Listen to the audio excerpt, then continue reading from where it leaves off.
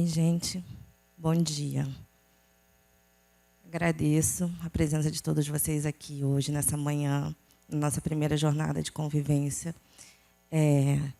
Esse primeiro momento foi uma dinâmica, né, para poder causar uma angústia mesmo, né, de o que está acontecendo, né, todo mundo em silêncio, olhando para frente, um papelzinho pedindo para que fique em silêncio e olhe para frente, só para a gente poder sentir minimamente, né, quando a gente é privado da convivência, né, de olhar para o lado, de compartilhar, de dialogar, de vivenciar, né? Obviamente que é bem superficial, né? Dentro de, quando a gente fala do direito à convivência familiar e comunitária, né, de ter o direito a essa convivência. É uma simples, só para trazer mesmo uma angústia, né, da gente não poder estar do lado aqui no grupo, que estava conversando, dialogando, comentando sobre as falas do Patrick anteriormente, né, sobre o momento de estar aqui, ou do trabalho que aconteceu ontem, né, enfim, são várias coisas, a gente convive diariamente, né, com quem a gente conhece, com quem a gente não conhece, com quem a gente está na fila do ônibus e para e compartilha, né? Isso faz parte da nossa vivência enquanto ser humano, né? E aí hoje a gente está aqui nessa oficina com essa temática, né? O serviço social e o direito à convivência familiar e comunitária. Eu sou Juliana, sou assistente social aqui da Casa Cajuru, né? No acolhimento conjunto, mães adultas, grávidas ou com seus filhos. Vou estar aqui hoje como mediadora dessa oficina, junto com a... Oi, bom dia, tudo bem? Eu sou Jaqueliane, sou estagiária do Serviço Social. E obrigada pela presença de todos vocês. Então, a gente vai hoje... A nossa proposta é trazer bem rápido, né, um pouco do que a gente usou como material bibliográfico, mas ter um momento maior para a gente fazer a prática, né? Então, a gente vai dar uma pincelada rapidamente, até mesmo porque vocês vão ficar aí até amanhã ouvindo sobre convivência familiar e comunitária, né?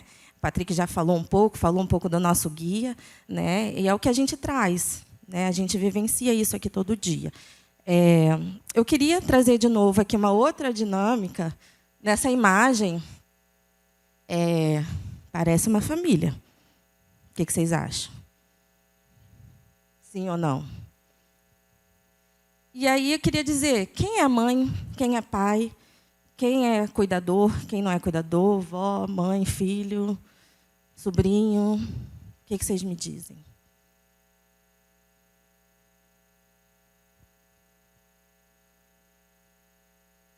Vamos lá. Então, você me diz aqui, mãe, isso? Pai, os avós e os filhos. Mas por quê? É o comum, né, da gente pensar, o padrão, né? Certo. Mais alguém?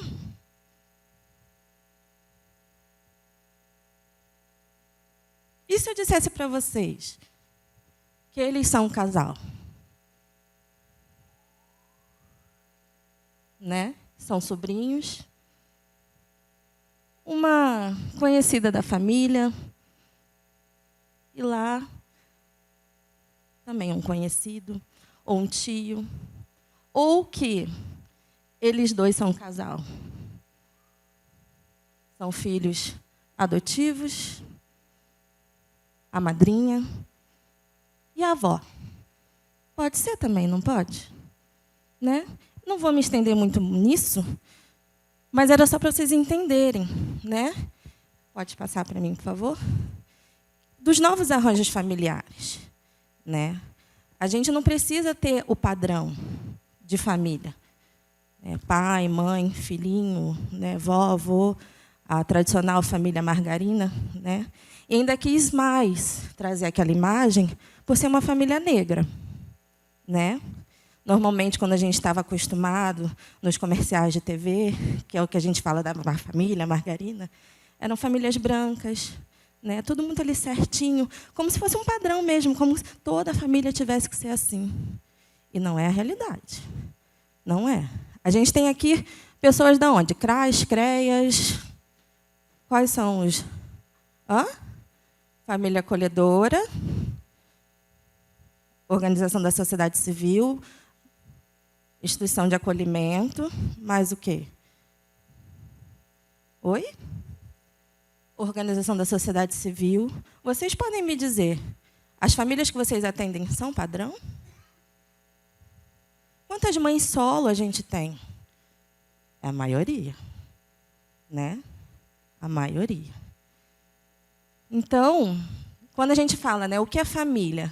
Lá na Constituição Federal de 88, principalmente puxando para a criança e adolescente, né, dedicou um artigo cujo o capítulo relaciona direitos à criança e adolescente, os quais posteriormente vieram repetidos no Estatuto da Criança e do Adolescente, né, que diz que é dever da família, da sociedade, do Estado, assegurar à criança ou adolescente, com absoluta prioridade, o direito à vida, à saúde, à alimentação, à educação, ao lazer, à profissionalização, à cultura, à dignidade, ao respeito, à liberdade, à convivência familiar e comunitária, além de colocá-los à salva de toda forma de negligência, discriminação, exploração, violência, crueldade e opressão.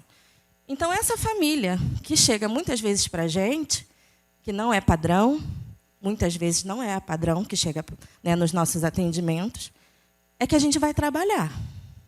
E trabalhar justamente esse direito à convivência familiar e comunitária que muitas vezes foi negligenciado. Tanto para essa família, para essa mãe, principalmente, por exemplo, no caso aqui da Cajuru, do acolhimento, são mães, né, maioria solo, e que tiveram a vida inteira negligenciada também desse direito à convivência familiar, né, e comunitária, sendo vários outros direitos também violados. Então, como que a gente trabalha essa mãe com essa criança, né, sendo que teve uma vida inteira de violação? Mas a gente precisa prever, está na lei. A gente precisa trabalhar. A gente precisa entender essas famílias, né? Então, a gente já entra aqui no conceito de convivência familiar e comunitária. A convivência familiar e comunitária é um direito fundamental da criança, do adolescente, do idoso e de todas as pessoas, garantido pela Constituição Federal do Brasil, Estatuto da Criança e o Estatuto da Pessoa Idosa. Refere-se à vivência em um ambiente de afeto, proteção, vínculos sociais e pertencimento, dentro do núcleo familiar e na comunidade onde o indivíduo está inserido. Ela pressupõe o direito de ser cuidado por pessoas com as quais tenham laços afetivos, direito de participar ativamente da vida comunitária, escolar, cultural e social. Eu queria chamar a atenção para essa parte aqui, ó. Direito de ser cuidado por pessoas às quais tenha laços afetivos. E aí, a gente volta também de novo naquela foto da família.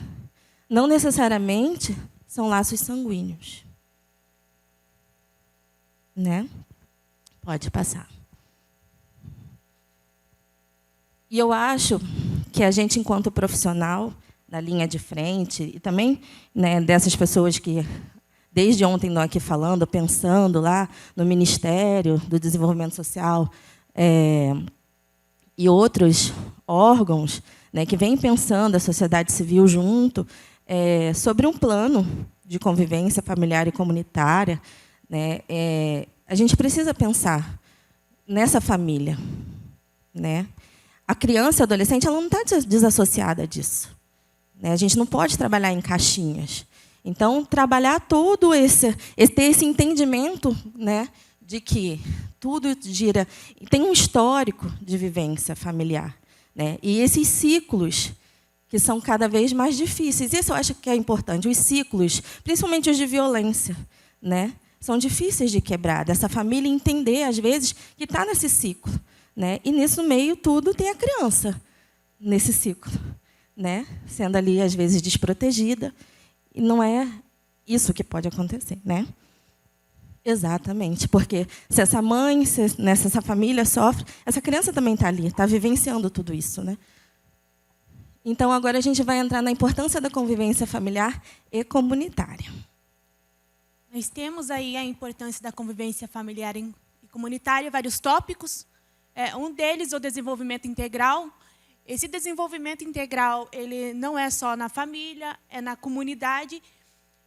E ele promove vários desenvolvimentos para a criança e para o adolescente, tanto cognitivo quanto social, e ele traz essa segurança efetiva para as crianças e adolescentes. Temos o fortalecimento de vínculo, que favorecer esse vínculo com a família, com a comunidade, traz grande importância tanto para a criança quanto adolescente. A prevenção dos direitos de violação de direitos. O ambiente familiar e comunitário, para ter essa prevenção, ele precisa ser um ambiente acolhedor. Para a gente buscar essas violações de direito, a gente precisa entender que a família e a comunidade está acolhendo a criança, está acolhendo o adolescente. A promoção de cidadania também é um dos tópicos.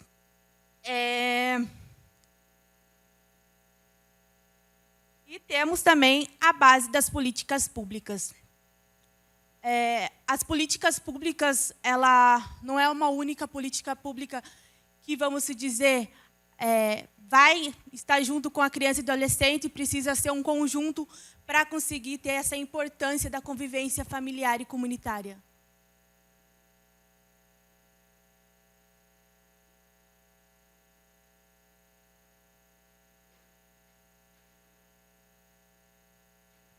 Oi, eu só esqueci que tinha que subir aqui no palquinho para poder falar. Desculpa, gente.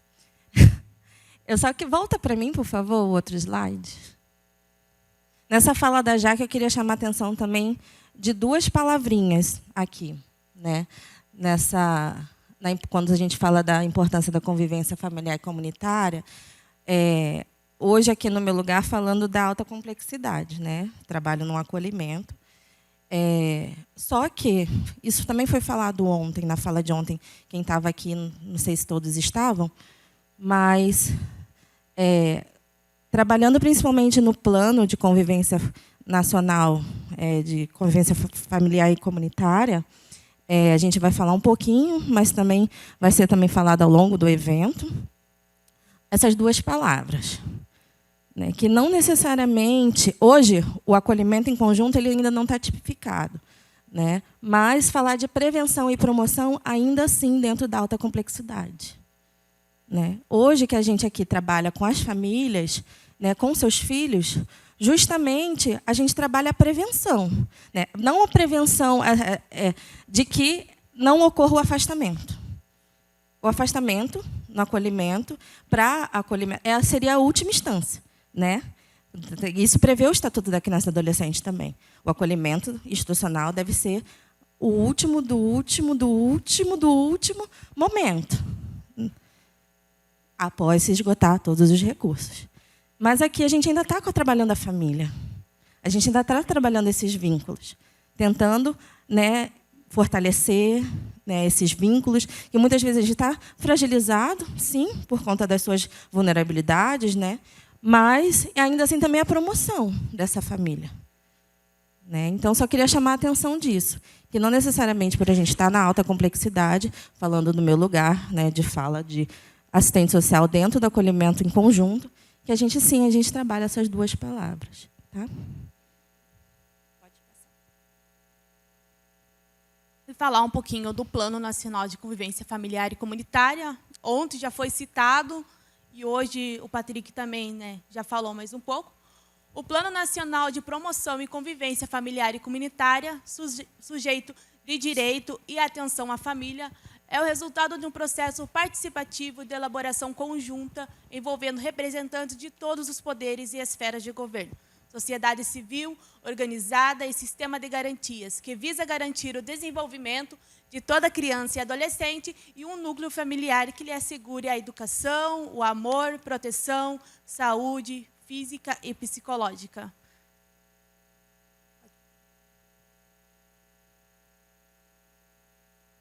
É importante enfatizar que agora o plano de 2025 é um plano intersetorial de longo prazo, de caráter orientador, e tem como objetivo geral nortear aprimoramentos do campo das políticas públicas e do sistema de justiça.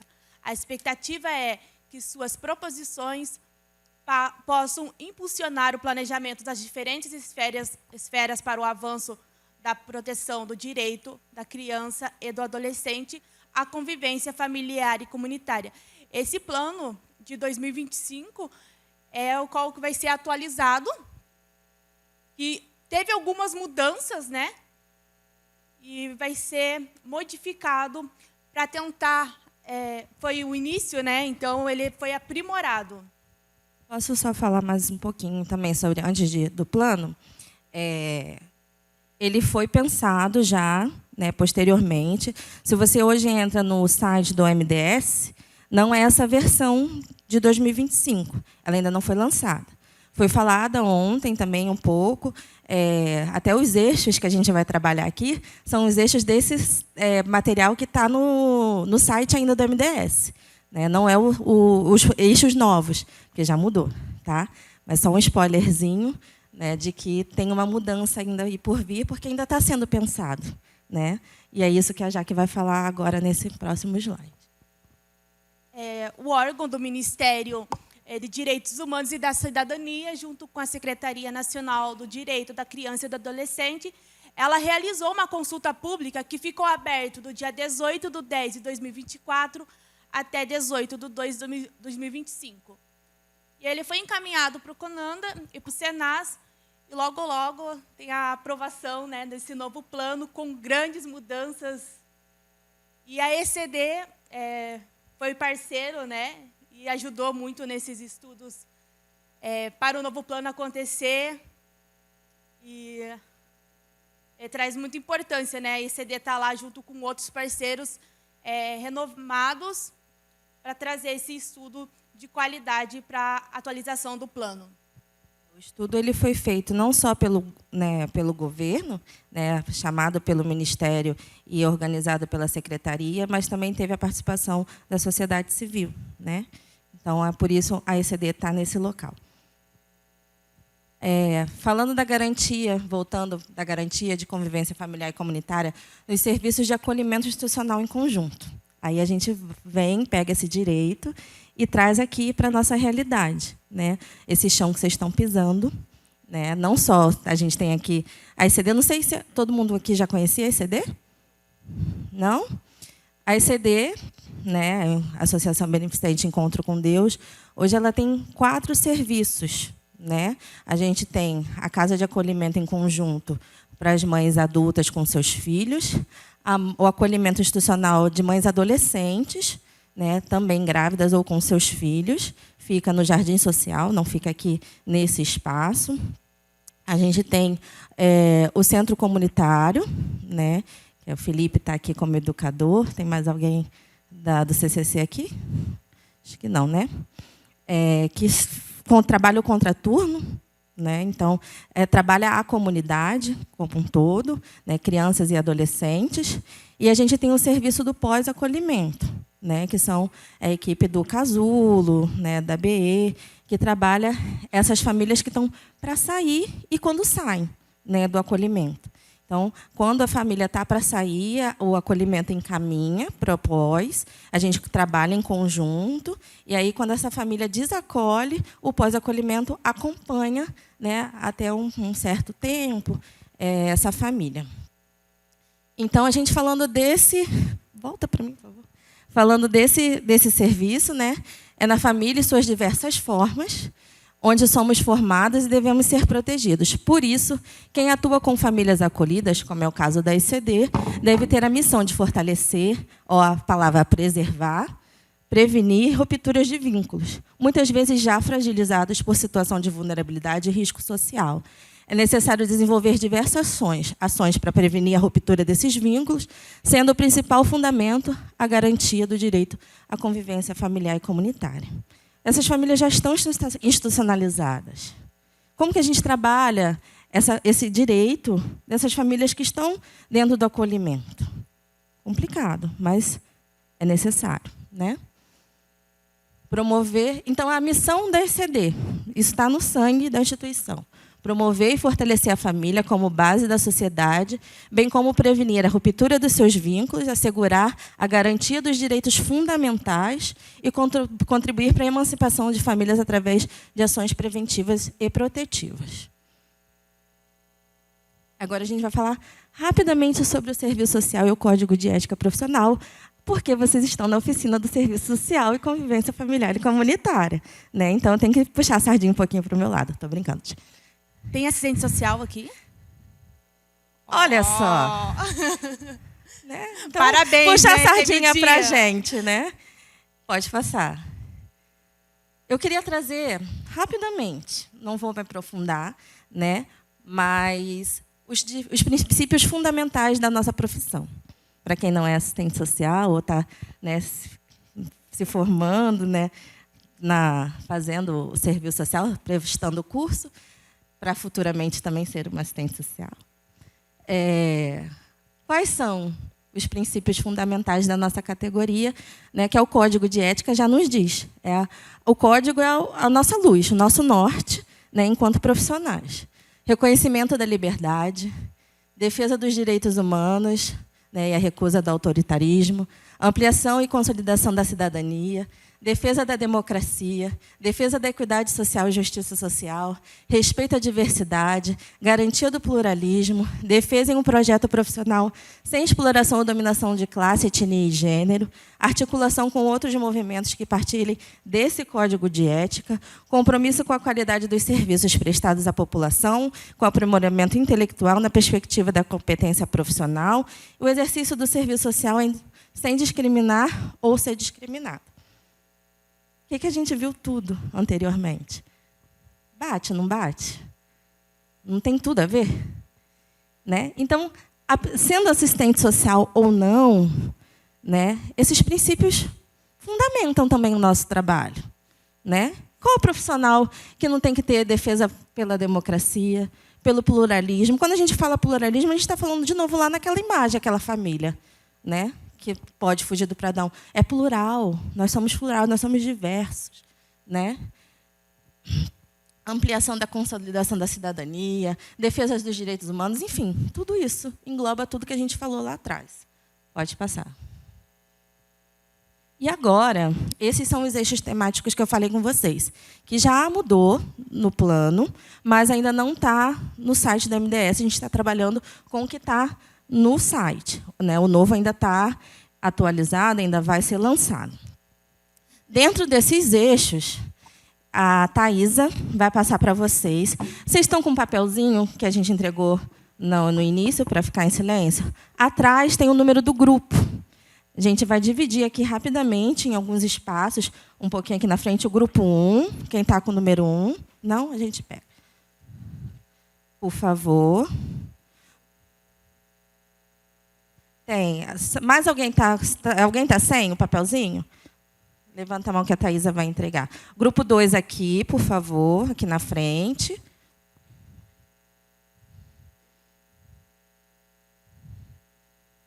Grupo 3 ali atrás, naqueles banquinhos mais esticados. Grupo 4 também ali, no outro lado. Vamos ver se a gente consegue. Vindo o grupo 1 para cá, o grupo 2, o 4 e o 5 aqui nesse meio também, se puderem se organizar. Vai ficar um pouco apertado, gente, mas é o que a gente tem. 1, 2, vamos fazer assim, 1, 2, 3, 4, 5 lá atrás e o 6 lá atrás, pode ser? Melhor.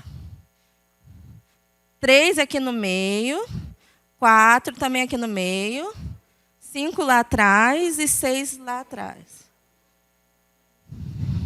Lá atrás, nos bancos esticados. Bem, gente, então vamos lá. Já arrumados em grupos, com os casos já em mãos, papel e caneta. Dentro dos eixos que vai ficar aqui na telinha, E dentro de tudo que a gente já falou, que a gente já conversou, vocês vão ler os casos. São casos verídicos que aconteceram aqui na Casa de Acolhimento do Cajuru. E dentro de tudo isso, vocês vão fazer os encaminhamentos, as orientações, vão conversar em equipe, né, para ver se a gente está cumprindo, né, todos esses eixos, tudo que foi falado, né, como que a gente encaminha esses casos. São casos complexos, pensados, né, justamente para causar um pouquinho de dificuldade, vamos dizer assim. Mas vocês têm o quê? Vamos 5 minutos, tá bom? 10? Deixa eu ver que horas tem. Pode ser 10 minutos, tá bom?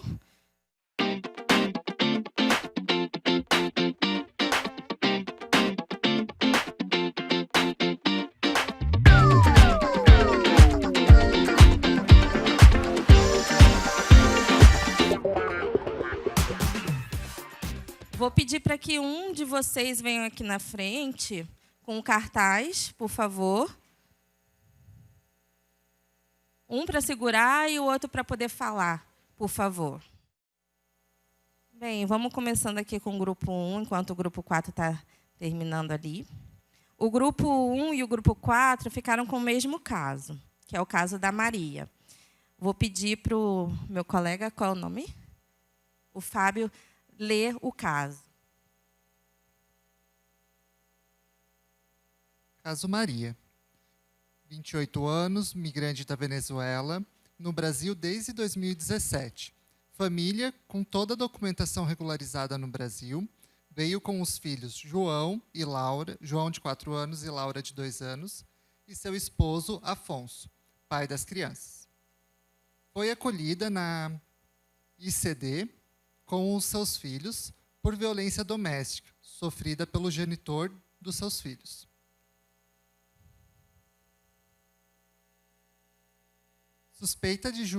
Suspeita que João e Laura foram vítimas de violência sexual praticadas por Afonso. Ambas as crianças manipulavam seus órgãos genitais com frequência. Maria, não sabendo lidar com a situação de violência vivida por ela e pelos filhos, entrou em crise de saúde mental. Pediu para que tivesse o afastamento temporário dos filhos. Teve o afastamento temporário, as crianças foram acolhidas e Maria saiu da ICD. Em todo o tempo do afastamento, Maria mantinha o vínculo realizando visitas aos filhos. Nesse período, se envolveu afetivamente com seu irmão paterno, Alexandre, recém-chegado da Venezuela, e engravidou.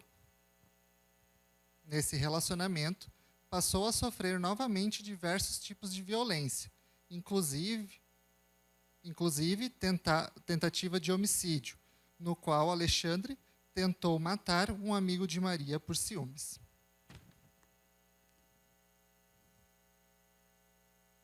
Seu irmão, e também pai do bebê que estava esperando, foi privado de liberdade.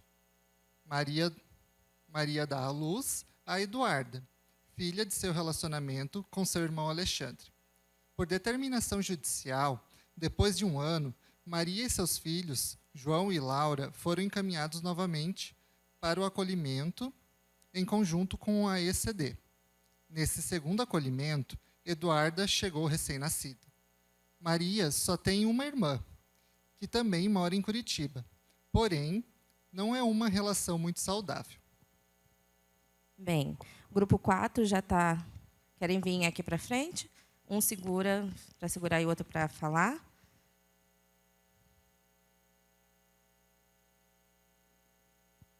Bem, gente, como eu falei, todos os casos são casos, né, daqui, famílias que passaram aqui pelo acolhimento em conjunto de mães adultas. Esse caso da Maria, falando bem rápido, bem resumidamente, né, como o Fábio já relatou, ela é venezuelana, veio com seus 2 filhos também menores de idade, venezuelanos, vieram com o pai das crianças. Chegando aqui no Brasil, descobriu que tinha que supostamente o pai das crianças abusavam deles, obrigava ele a manipular e filmar e vender essas imagens. E aí, ela, sem saber lidar com essa situação, entrou em crise de saúde mental, pediu o afastamento. Ela pediu o afastamento das crianças. Então, como aqui é um acolhimento em conjunto, né, só fica a mãe com os filhos, teve que ter o afastamento. Ela saiu da ECD, do acolhimento, e as crianças foram para o acolhimento de crianças e adolescentes. Depois de 1 ano, né, eles ficaram afastadas. Nesse período de 1 ano, Maria se relaciona com o irmão paterno, né, que estava recém-chegado da Venezuela, engravida desse irmão.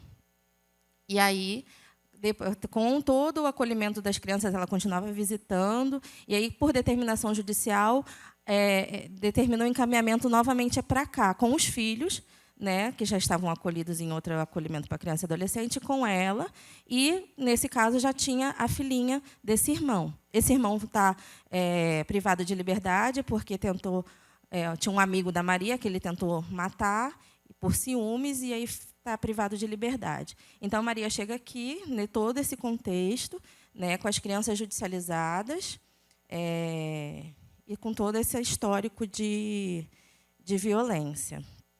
E aí a gente tem aqui os casos dos grupos. Vamos ver o que os colegas, né, colocaram aqui. No caso do grupo 1, o que vocês pensaram dentro de tudo que a gente falou aqui na nossa oficina?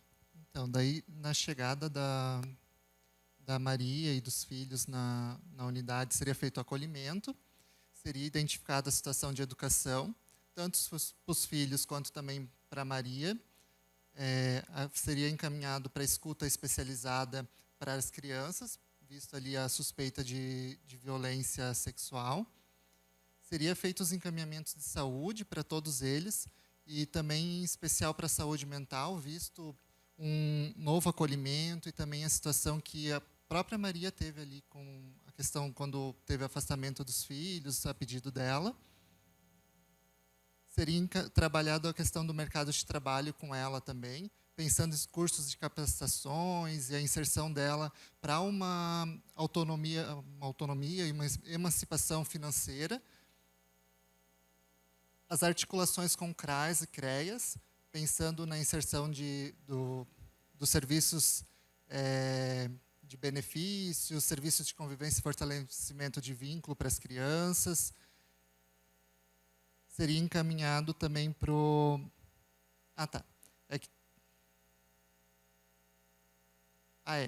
Seria feito o trabalho de autonomia e empoderamento também para Maria, pensando nessa pessoa também como, nesse momento ali, como uma mãe solo, né?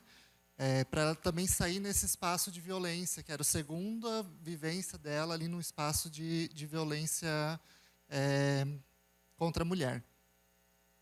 O encaminhamento para pedido também de pensão, junto ao Poder Judiciário, por conta dos filhos de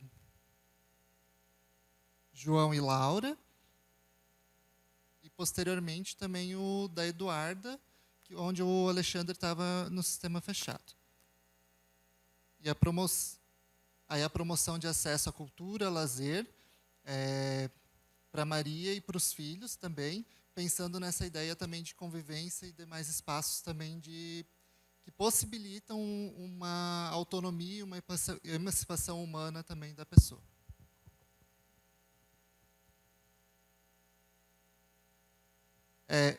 Verdade, eu pulei a tentativa de construção de vínculo com a irmã ali, que também possa ser talvez uma fonte de uma rede de apoio. Obrigada, Fábio e Marta. Muito obrigada. Só lembrando, gente, que aqui a gente está em conjunto, no coletivo, né? E eu acho que isso que acontece quando a gente trabalha em equipe, né? Às vezes a gente pensa uma coisa, o outro não pensa. Às vezes vamos ver o que o outro caso, que é o mesmo caso, o outro grupo pensou. Às vezes tem coisas diferentes em encaminhamento que a gente, caramba, né? Não tinha pensado nisso. Queria trazer para essa situação. Não, vou deixar aqui, depois eu falo. Vamos lá. Bom dia. Nosso eixo é o eixo 4, reorganização do sistema de justiça. Puxando o gancho do Fábio, pensando que essa família já está, né, inserida no acolhimento e já está tendo alguns direitos garantidos, né, enquanto saúde, educação das crianças, sendo protegida de forma integral, a gente pensa também enquanto reorganização do sistema de justiça. Por quê? Porque muitas vezes não adianta a gente garantir o direito e chegar lá, o judiciário que precisa muito mais garantir e tem esse poder, ele viola. Então, a gente pensa, nosso grupo, ele se organizou de uma forma de pensar que o sistema, essa mãe foi comparecer ao fórum, uma audiência, e ela está lá, né, para ser garantido o direito dela. Só que o juiz ou a juíza olha aquela mãe lá enquanto violadora. Ela olha já de uma forma punitiva para aquela mãe. Por que você não colocou essas crianças na escola? Por que você não vacinou? Por que você deixou essas crianças serem abusadas? Então, assim, a culpa é aquele familismo que a gente fala e sobrecarrega sobre quem? Na maioria das vezes, sobre essa mãe que já está totalmente frágil, né?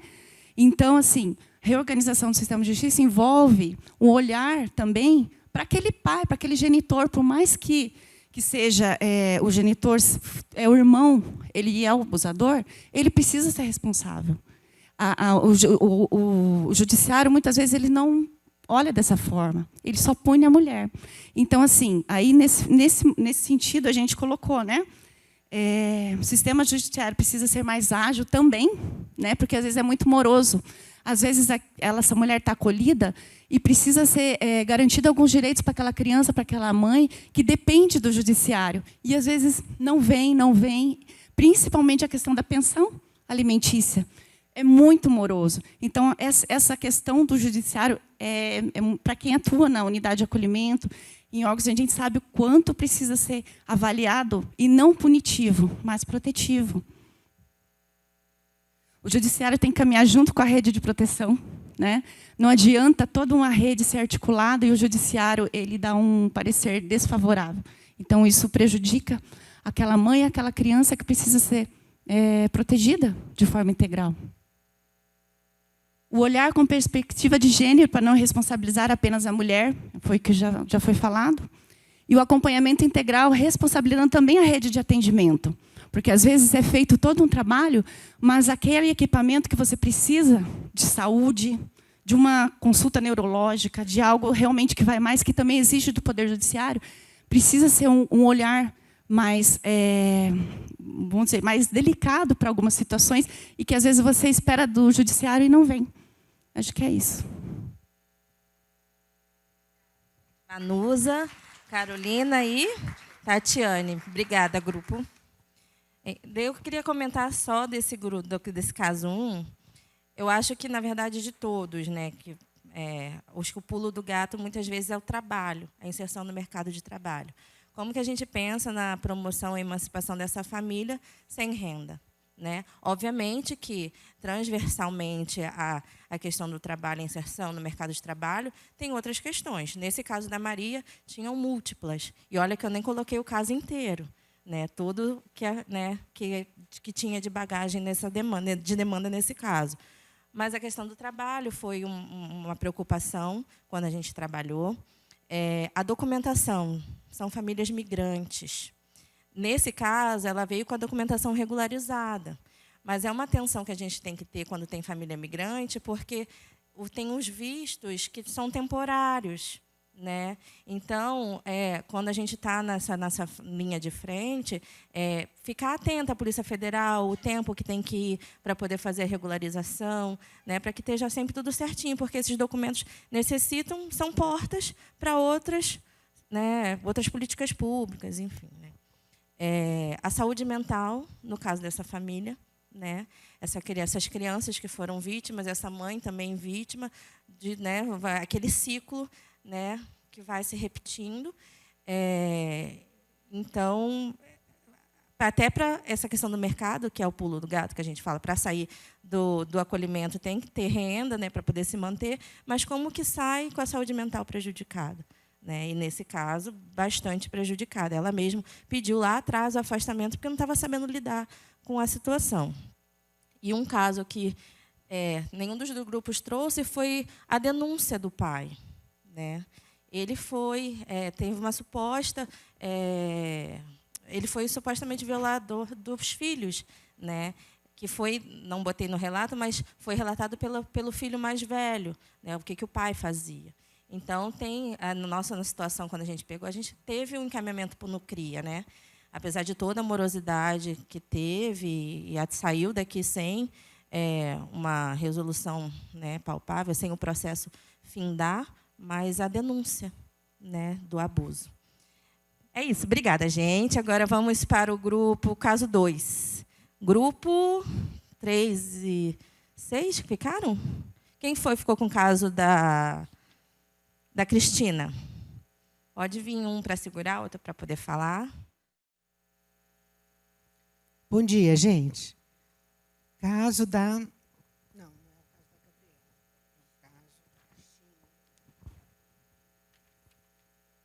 É o caso da Cristina, 45 anos, migrante do Haiti, no Brasil desde 2018.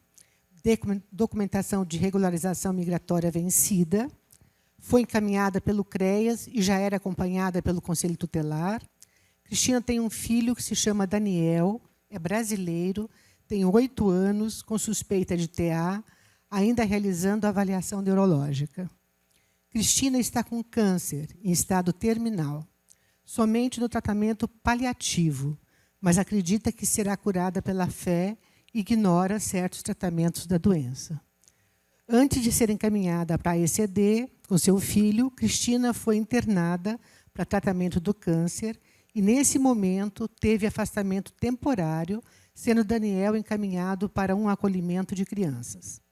A família não tem vínculos formados no município por uma decisão da genitora que não quer aproximação de terceiros.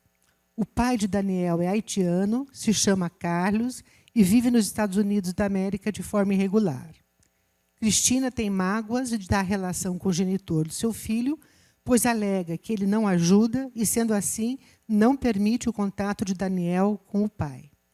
Também não permite o contato do tio paterno, Jefferson, que reside em Brasília. Cristina só tem contato com sua mãe, que está no Haiti.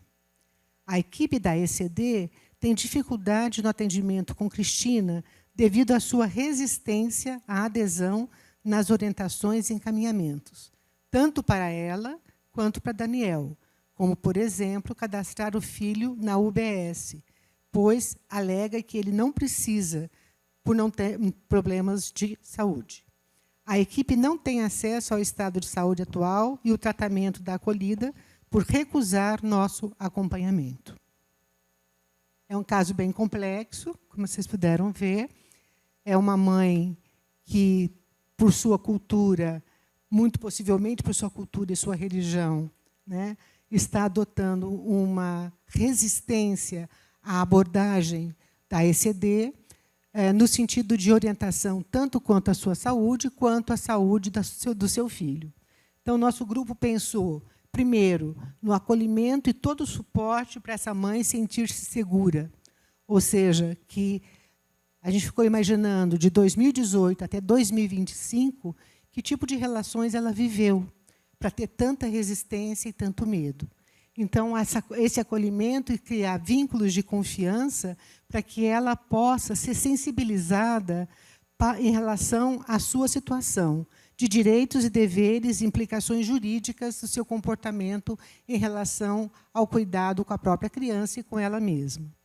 Também uma continuidade aos encaminhamentos do filho em relação à sua saúde e também em relação à documentação de ambos, ou seja, a situação irregular da migração.